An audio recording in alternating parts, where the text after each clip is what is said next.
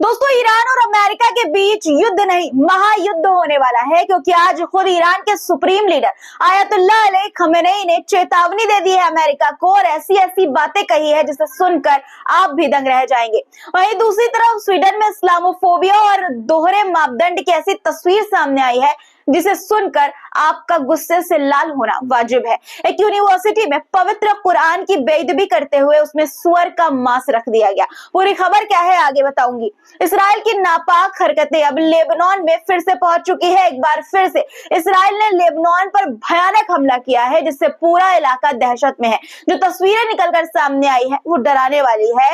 वहीं एक तरफ ईरान पर ताबड़तोड़ सैंक्शन लगा रहा है अमेरिका, परमाणु तकनीक पर हमले का प्लान भी बना रहा है, तो दूसरी तरफ ईरान भी तैयार है। ईरान के सर्वोच्च नेता आयतुल्लाह अली खमेनेई ने अपनी वायु सेना के कमांडरों से अहम मुलाकात की, उनके साथ बैठक की और अमेरिका को सीधी धमकी दे दी है। और ये धमकी, ये चेतावनी ट्रंप के पसीने छुड़ाने वाली है। क्या कुछ कहा है खमेनेई ने, आगे आज के इस वीडियो में आपको बताऊंगी, इसलिए पूरा वीडियो जरूर देखिएगा और चैनल को सब्सक्राइब कर लीजिए और लाइक वीडियो को जरूर से कर दीजिएगा। दोस्तों, कमेंट में अपनी राय जरूर लिखा करिए और इंस्टा पे फॉलो जरूर से कर लीजिएगा। चलिए शुरू करते हैं वीडियो। द लाइव टीवी, सच सबसे आगे। आदाब दोस्तों, मेरा नाम है मिसबा खान और आप मुझे द लाइव टीवी पर देख रहे हैं। दोस्तों, एक तरफ अमेरिका फिर से अपने पुराने खेल पर उतर आया है और दूसरी तरफ ईरान उसके खेल का जवाब देने के लिए तैयार बैठा हुआ है हथियारों के साथ। अमेरिका द्वारा ईरान पर एक बार फिर से नए प्रतिबंध लगा दिए गए हैं और इस बार टारगेट है ऊर्जा, शिपिंग और तेल सेक्टर। अमेरिका ने ईरान के तेल, शिपिंग और ऊर्जा सेक्टर पर नए प्रतिबंध लगा दिए हैं। ट्रंप प्रशासन के सत्ता में आने के बाद ये पहला और बड़ा आर्थिक हमला है ईरान पर। अमेरिका का ये दावा है कि ईरान आतंकवाद को बढ़ावा देता है और ये प्रतिबंध उसके खिलाफ एक संदेश है, सख्त संदेश है। लेकिन असली मुद्दा ये नहीं है दोस्तों, असली मुद्दा है ईरान की बढ़ती ताकत और अमेरिका की बेचैनी। जी हाँ दोस्तों, सही सुना आपने, अमेरिका की बेचैनी। ईरान ने साफ कह दिया है कि ये प्रतिबंध उसे झुका नहीं सकते। पिछले कई सालों से अमेरिका लगातार ईरान पर दबाव बना रहा है, लेकिन ईरान ने हर बार खुद को संभाला है। ईरान के पास दुनिया का सबसे बड़ा तेल भंडार है और वो चीन, रूस और दूसरे देशों से समर्थन भी ले सकता है। यानी कि अमेरिका के ये प्रतिबंध ईरान की अर्थव्यवस्था को हिला तो सकते हैं लेकिन खत्म नहीं कर सकते। ईरान सिर्फ अमेरिका के लिए नहीं बल्कि इसराइल और सऊदी अरब के लिए भी एक चुनौती है। अमेरिका नहीं चाहता कि ईरान मध्य पूर्व यानी कि मिडिल ईस्ट में और ज्यादा ताकतवर बने, इसलिए कभी परमाणु समझौता तोड़ देता है, कभी प्रतिबंध लगा देता है और कभी युद्ध की धमकी देता है। पर ईरान इस बार पूरी तरह से तैयार है, उसने पूरी तरह से कमर कस ली है, तैयारी कर ली है। एक तरफ ईरान पर ताबड़तोड़ सैंक्शन लगाए जा रहे हैं, अमेरिका ने लगाए हैं सैंक्शन, परमाणु तकनीक पर हमले का प्लान भी कर रहा है और दूसरी तरफ ईरान ने आज सीधी सीधी धमकी दे दी है अमेरिका को। और सिर्फ धमकी ही नहीं, पूरी प्लानिंग भी चल रही है दोस्तों। आज ईरान के supreme leader Ayatollah Ali Khamenei ने अहम बैठक की है। अहम बैठक हुई उनकी जब वे इमाम खुमैनी हॉल पहुंचे तो इस्राएली गणराज्य का राष्ट्रगान यानी कि एंथम बजाया गया। पहले आपको तस्वीरें दिखाना चाहती हूँ, उसके बाद बताऊंगी कि महायुद्ध की आशंका क्यों है। पहले ये तस्वीरें देखिए।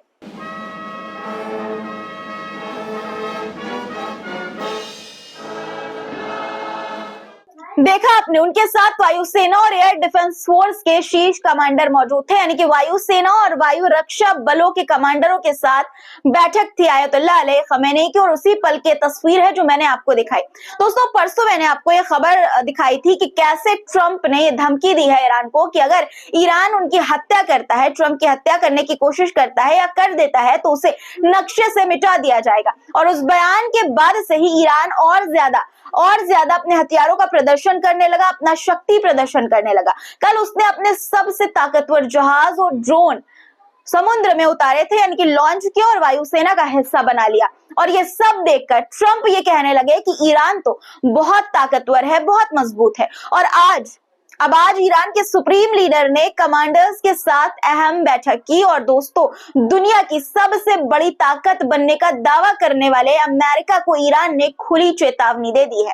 आयतुल्लाह अली खमेनेई ने साफ कह दिया है कि अगर अमेरिका हमें धमकाएगा तो हम भी उसे धमकाएंगे, अगर वो अपनी धमकियों पर अमल करेगा तो हम भी करेंगे, और अगर वो ईरान की सुरक्षा के साथ खिलवाड़ करेगा तो हम भी उसकी सुरक्षा को हिला कर रख देंगे। ये कोई आम बयान नहीं है दोस्तों, बल्कि एक सीधी चुनौती है, एक सीधी चेतावनी है। अब सवाल उठता है कि अमेरिका जिसने हमेशा अपने विरोधियों को दबाया है, उनको चैलेंज दिया है, क्या ईरान के सीधे अल्टीमेटम का जवाब देने की हिम्मत रखता है? जवाब है नहीं, क्योंकि ट्रंप तो खुद मान रहे हैं कि ईरान बहुत स्ट्रांग है। यकीन नहीं तो सुन लीजिए। So you say Iran is so weak. I appreciate you saying that.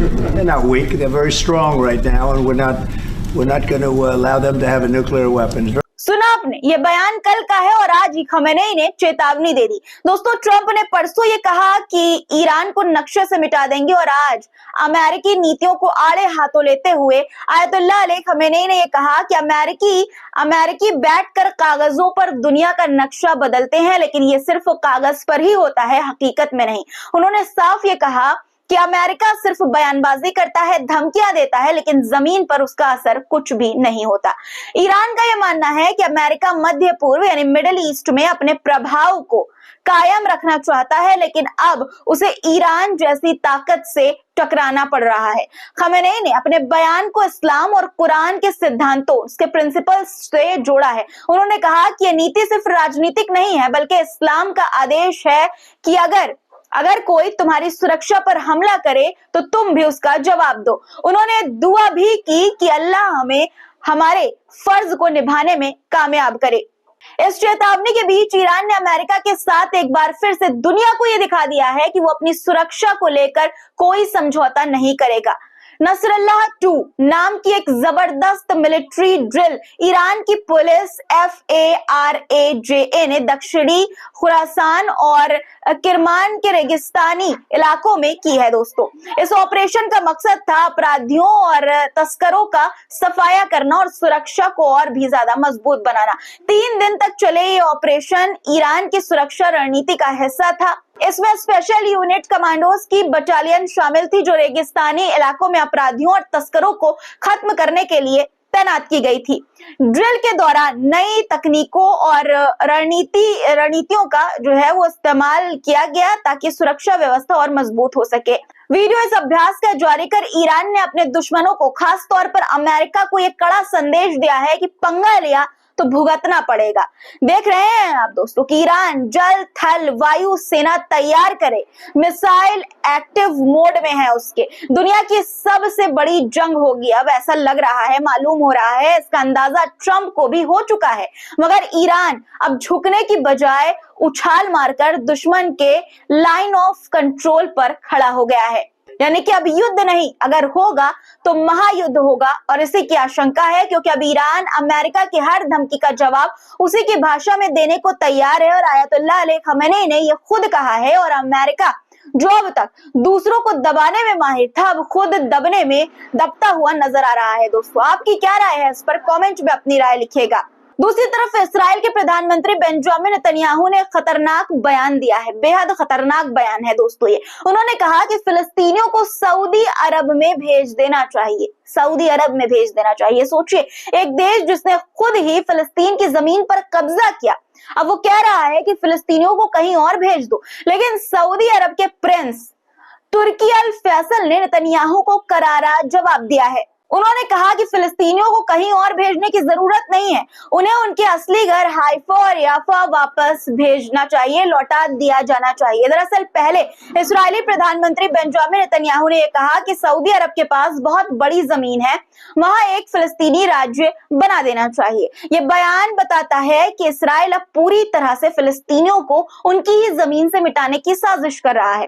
Gaza, West Bank और पूर्वी यरूशलेम पहले ही इस्राएल के कब्जे का शिकार हो चुके हैं, और अब नेतन्याहू ये चाहता है कि फिलिस्तीनी हमेशा के लिए निर्वासित कर दिए जाएं। नेतन्याहू का ये बयान आते ही सऊदी अरब के प्रिंस तुर्की अल फैसल ने नेतन्याहू के बयान को खारिज करते हुए डोनाल्ड ट्रंप को एक लेटर लिखा, एक पत्र लिखा, एक चिट्ठी लिखी और कहा कि फिलिस्तीनी अवैध प्रवासी नहीं है जिन्हें कहीं भी भेज दिया जाए, उन्हें अपने घरों हाइफा, यफा और पश्चिमी तट यानी कि वेस्ट बैंक में लौटने दिया जाए। प्रिंस तुर्की ने अपने पत्र में यह कहा कि यूरोप से आए हजारों यहूदी प्रवासियों ने फिलिस्तीनियों के घरों और जमीनों पर कब्जा कर लिया है। अमेरिका और ब्रिटेन ने इस अन्याय को न सिर्फ नजरअंदाज किया बल्कि इसराइल को खुला समर्थन भी दिया है। उन्होंने अमेरिका और ब्रिटेन पर ही सवाल करते हुए ये कहा कि उन्होंने द्वितीय विश्व युद्ध यानी कि सेकेंड वर्ल्ड वॉर के बाद फिलिस्तीनी जमीन पर कब्जे को बढ़ावा दिया।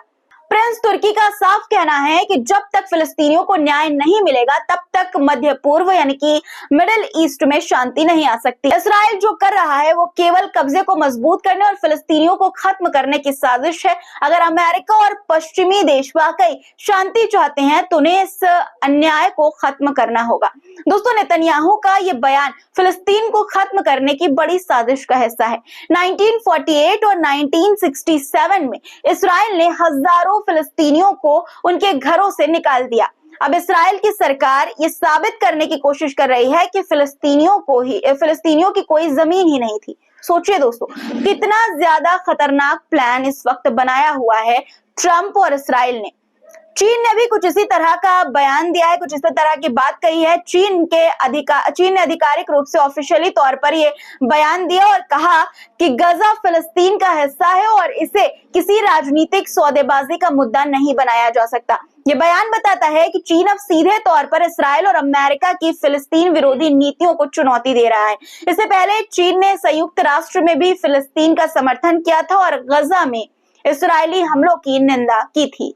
सिर्फ सऊदी अरब, चीन ही नहीं, ईरान के सर्वोच्च नेता अयतुल्लाह अली खमेनी ने भी दो टूक ये कहा है कि नदी से समुद्र तक पूरा फिलिस्तीनियों का है। ये बातें ईरान के सर्वोच्च नेता ने हिब्रू पोस्ट में अपने एक लिखा। लेकिन क्या दुनिया इन बातों को सुन रही है? क्योंकि हकीकत यह है कि इस्राएली सैनिकों को फिलिस्तीनियों पर जुल्म करने की खुली छूट मिली हुई है।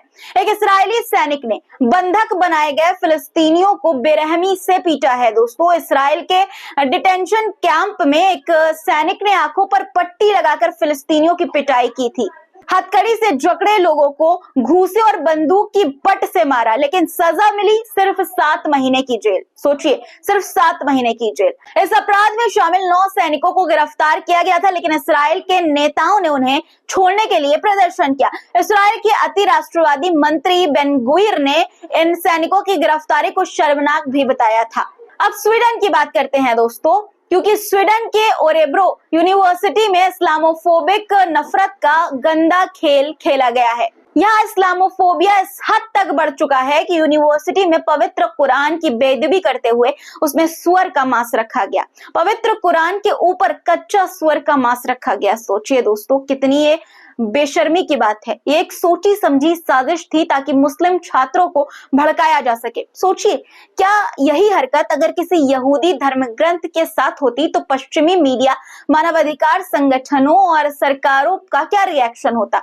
क्या ये स्वीडिश चरमपंथी यहूदियों के खिलाफ ऐसी हिम्मत कर सकते हैं? नहीं, क्योंकि वहां उन्हें सजा मिलेगी। लेकिन मुसलमानों का अपमान करना अब यूरोप में आजादी बन चुका है, आजादी का एक प्रतीक बन चुका है।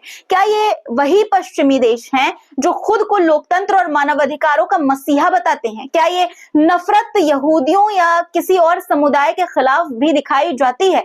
सिर्फ यही नहीं दोस्तों, अगर एक मुसलमान व्यक्ति कोई हिंसक काम करे तो पूरा पश्चिमी मीडिया उसे आतंकी बताने में देर नहीं करता, जुट जाता है, हाथ धोकर पीछे पड़ जाता है। लेकिन अगर वही हरकत कोई गोरा ईसाई कर दे तो उसे मानसिक रूप से बीमार कहकर मामले को रफा दफा कर दिया जाता है। ताजा मामला स्वीडन से ही है, जहां एक ईसाई आतंकवादी ने 11 लोगों को मार डाला, लेकिन पश्चिमी मीडिया इसे आतंकी हमला कहने से बच रहा है। खबर है कि स्वीडन का 35 साल का एक ईसाई आतंकी, रिकर्ड नाम था जिसका, उसने 11 निर्दोष लोगों को मौत के घाट उतार दिया। इस आतंकवादी ने गोली चलाने से पहले नारा लगाया, तुम्हें यूरोप से बाहर निकाल देंगे। यानी ये हमला पूरी तरह से नस्लीय और घृणित विचारधारा से प्रेरित था। लेकिन दोस्तों, पश्चिमी मीडिया इसे आतंकी हमला नहीं मान रहा है। इसके बाद क्या हुआ? पुलिस ने ये बताया कि हमलावर ने खुद को भी गोली मार ली, खुद को भी मार लिया, लेकिन मीडिया कह रही है कि इसका कोई मकसद नहीं था। अगर यही हमला किसी मुस्लिम व्यक्ति ने किया होता तो क्या मीडिया इसे ऐसे ही रिपोर्ट करता? दोस्तों, क्या आतंकवाद का कोई धर्म होता है या फिर सिर्फ धर्म तब गिना जाता है जब हमलावर कोई मुसलमान हो? देखिए ना, आज फार राइट और इस्लाम विरोधी यूरोपीय गुट भी चुप हैं, क्योंकि हमला करने वाला उनका ही आदमी, उनका ही व्यक्ति है। स्वीडन और पश्चिमी देशों में इस्लामोफोबिया लगातार बढ़ता जा रहा है। कभी कुरान जलाया जाता है, कभी उसमें उसकी बेअदबी होती है और कभी सीधे तौर पर मुसलमानों को टारगेट किया जाता है, लेकिन कोई कुछ नहीं कहता। जब एक ईसाई आतंकी 11 लोगों को मार डालता है तो उसे मीडिया आतंकी कहने से डरता है। ये कैसा न्याय है दोस्तों? खुद सोचिए, क्या यूरोप में मुसलमान होना अब एक अपराध बन गया है? आपकी क्या राय है? क्या वाकई पश्चिमी मीडिया और सरकारें मुसलमानों के खिलाफ पक्षपाती हैं? आपको क्या लगता है? कमेंट में इस पर अपनी राय लिखिएगा। अब अगली खबर पर आते हैं। दोस्तों, इस्राइल ने लेबनान पर एक बार फिर से भयानक हमला किया है। इस्राएली युद्धक विमानों ने लेबनान के अलग अलग इलाकों को निशाना बनाया। हमले का जो वीडियो सामने आया है, पहले मैं आपको वो दिखाना चाहती हूँ। देखिए आपके स्क्रीन पर वीडियो कि किस तरह से आप देख सकते हैं कि एक रॉकेट से हमला होता है और पूरा आसमान सुबह के उजाले की तरह, जैसे लगता है उजाला हो गया और सुबह हो गई, चमक उठता है पूरा आसमान रॉकेट के हमले से। शिज, जरूद, जाता, नबी शीथ और ब्रिताल, ये सभी बेका घाटी के इलाके हैं जहां भारी बमबारी हुई। इसके अलावा दक्षिणी लेबनान के होमाइन, इक्लीम अल तुफ़ाह और कफरवा वादी अल जहरानी के बीच भी 2 हवाई हमले किए गए। इस बीच बेरूत के, यानी कि लेबनान की राजधानी बेरूत के ऊपर इस्राएली जंगी जहाजों की निचली ऊंचाई पर उड़ान भरते हुए गतिविधि देखी गई, जिससे आम जनता में दहशत फैल गई। आज के लिए इतना ही दोस्तों। आज की खबरों पर आपकी क्या राय है? कमेंट में जरूर लिखिएगा। चैनल को सब्सक्राइब नहीं किया है तो जरूर से कर लीजिएगा। वीडियो अभी तक देख रहे हैं और लाइक नहीं किया है तो फटाफट लाइक करिए। कमेंट में अपनी राय भी लिखिए और इंस्टाग्राम पर फॉलो जरूर से कर लीजिएगा, क्योंकि वहां पर भी आपको बहुत सारी अपडेट्स मिलती रहेंगी वीडियोस के रिगार्डिंग। फिर मुलाकात होगी। खुदा हाफिज।